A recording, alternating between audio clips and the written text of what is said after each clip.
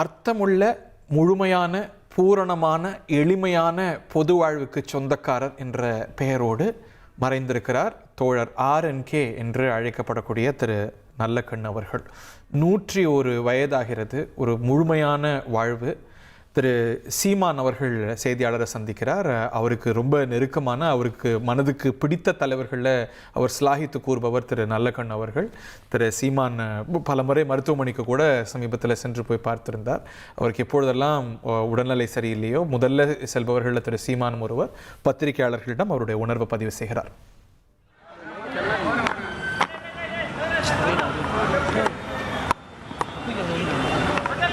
ஒரு மாபெரும் தலைவரை,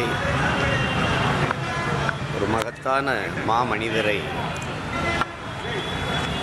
இந்த நாடு இழந்திருக்கிறது. இந்த நாடு அடிமைப்பட்டு கிடக்கும்போது அதன் விடுதலைக்காக போராடிய வீர இளைஞர்களில் ஒருவர். எண்ணற்ற அடக்குமுறை, ஒடுக்குமுறை எல்லாவற்றையும் கடந்து துளியும் தன்னலமில்லாத இந்த மண்ணுக்கு மக்களுக்குமாக அரும்பாடு ஆற்றிய ஒரு ஆகப்பெரும் தலைமை. எங்களை போன்ற பிள்ளைகள் முன்னெடுத்த போராட்டங்களில் கூட இந்த தலைமுறை பிள்ளைகளோடும் போராட்டங்களில் பங்கேற்ற பெருந்தகை.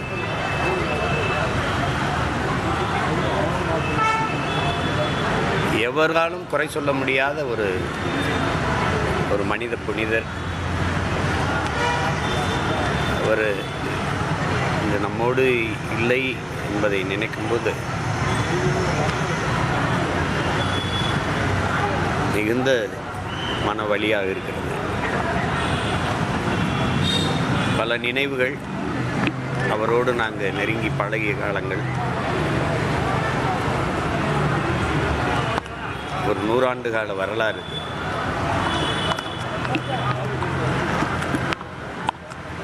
ஒரு தலைவன் இப்படி இருக்கணும், எளிமையாக, நேர்மையாக, தூய்மையாக ஒரு தலைவன் இப்படி இருக்கணுங்கிறதுக்கு ஒரு சான்று.